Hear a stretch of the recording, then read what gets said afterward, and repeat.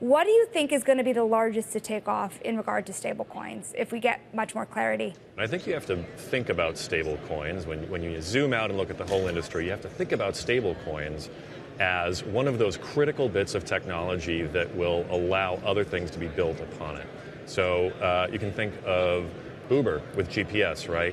Uber never could have existed without GPS. In fact, it took a whole bunch of other technologies to get to where they are today, or just a few years ago when Uber took off, to have a functioning ride-sharing system, right?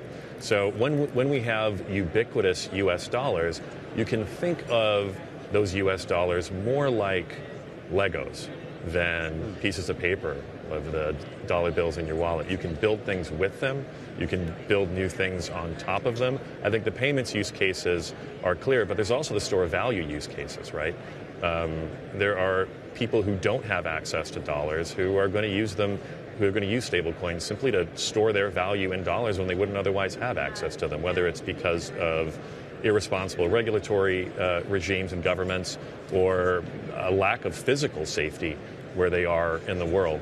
I think the simplest use cases are going to be the most ubiquitous. But if you want to get a little bit more exotic, I think decentralized finance is going to explode once we see more stabilized use of stablecoins by institutional players.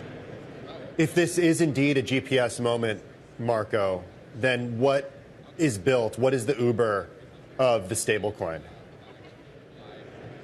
I think we're going to see more of what we see today in traditional finance happening faster, happening more efficiently, happening in a way that's trackable and traceable, in a way that we actually need fewer regulations rather than more regulations, right? We have a CFPB, right, the Consumer Financial Protection Bureau in the United States, largely because of the inefficiencies and the moral hazards of traditional financial systems, like banks and money transmitters.